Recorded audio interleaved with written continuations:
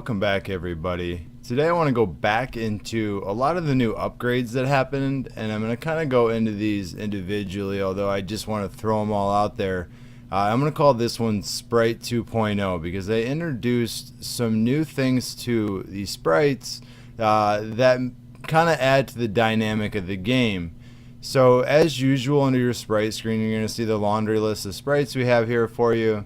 Bond, has been increased by a slot, so you can have the ability to do more here for you. But more importantly, the two tabs that I haven't discussed in prior videos are going to be your overlords and your illusion armor. Specifically, the new tab here is going to be your illusion armor. As you level up your sprites, you will see that you actually can unlock more slots. And as any other main item, you have two that are hit points, two that are defense, and two that are for your attack. So pay attention to ones you're upgrading based on your overall goal, right?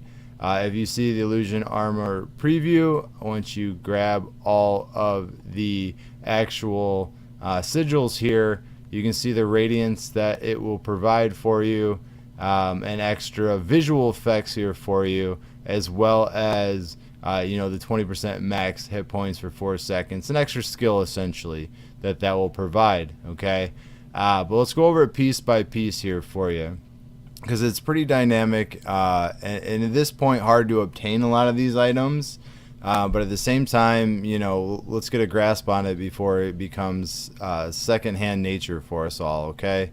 Around the map, once you get these here for you, you will see that they are upgraded by what's called crystallites.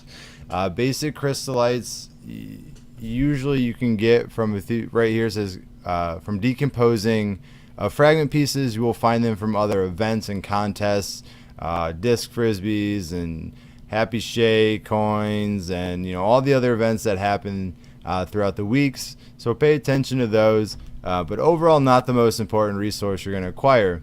When you upgrade these for the first 2 levels, it's only simply going to take these rare crystallites, or they call them basic crystallites, here for you to do so. As you level them up, it does increase with the amount you need, as well as after level 3 it increases to needing advanced crystallites. Okay, and I'll explain how to get those in a second here for you. The tab back and forth, if you want to tab on it, it'll show you what the actual bonuses do for you. And this is the armor we looked at, or the skill we looked at a little bit ago, once you have all your sigils completed. But with that being said, there's a couple items that I'd like to show you here that are going to be important. Once your bar or gets complete through the rank, you're going to need to get that to the next rank. For the basic first couple, that's actually going to be used, or should be, these are actually used to upgrade it per level, which are the heart of the sprite. Okay, of course this is the basic. I can only safely assume there will be either medium or advanced in the progression of these levels or rank levels for you, and these again I've only seen obtained through events. Now I've seen them in the Resource Tycoon we just had, as well as some other events. They had the one-day welfare event where a lot of these were in before they launched, or right after it launched for it. So super cool. But if you're wondering what these are and haven't seen them yet, that's what they're actually used for, is upgrading your illusion armor ranks from one level to the next. Okay, with that being said, the way to obtain these crystallites outside of events is going to be dismantling actual pieces of sprites here for you. So let me just grab some out of my inventory so I can kind of show you what I mean here for you. So there's 2 different tiers, so I'll just grab some of the more basic, then I'll grab a couple advanced here for you, and just show you what it actually looks like. So if you go back under the illusion armor and dismantle here for you, it automatically check marked mine, but you can see if I just go ahead and grab these, if I were to dismantle them, it's going to give me 2 basic crystallite per puzzle piece, equaling 202. Now the threshold here, I'll go over the list here in a second, where that differentiate breaks.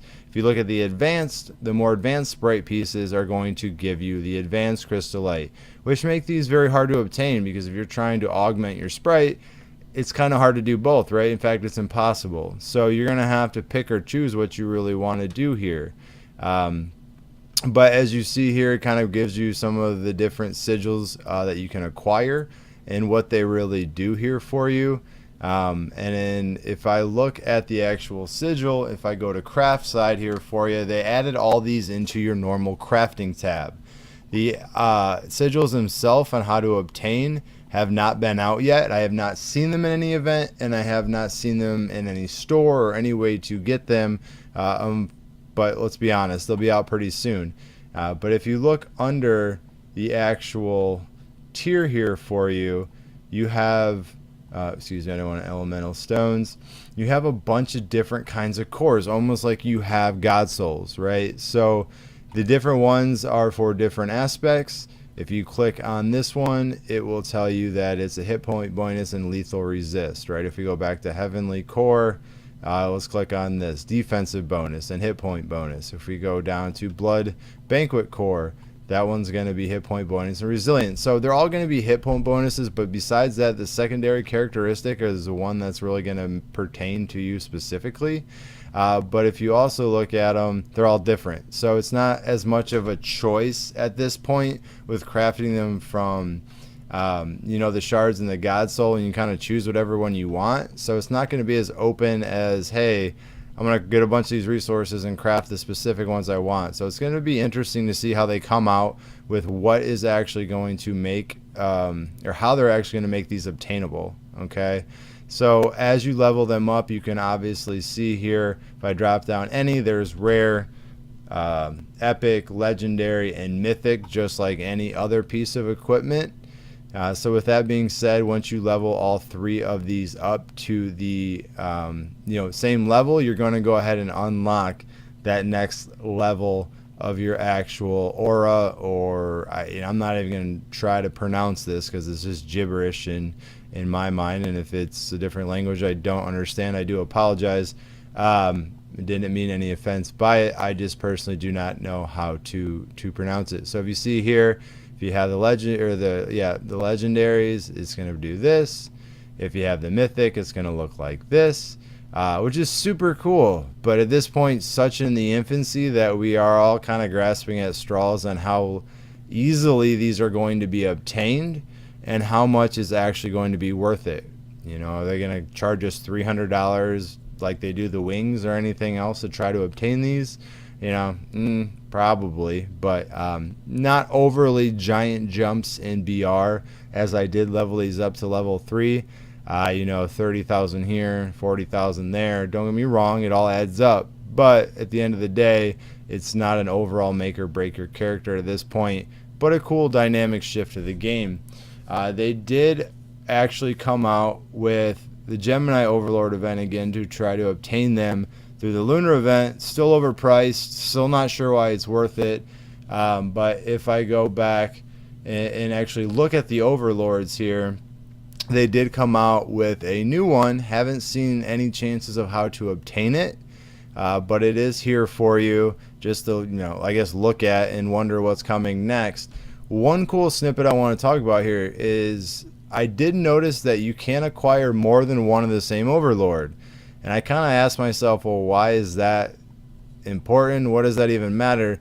But you can choose different skills for them, and you can also equip them to different sprites. So if you really get super advanced and want to go ahead and evolve these in different manners for different sprites, so you put skills for healing on one, that a sprite that may not be as great at getting your hit points back up, and you may want to boost an attack one, for the vice versa, or whatever the case is. I haven't really found a great strategy for it yet, and the resources to not only upgrade them, but just to get them themselves is scarce. So cool concept. Definitely looking forward to how they're going to take this, and hopefully they do it justice with the concept here for us all. But I at least wanted to get in and talk to you a little bit about it. And it's kind of the revelation. Maybe you've acquired more than one of these, and you yourself have already figured this out. And kudos to you if you have.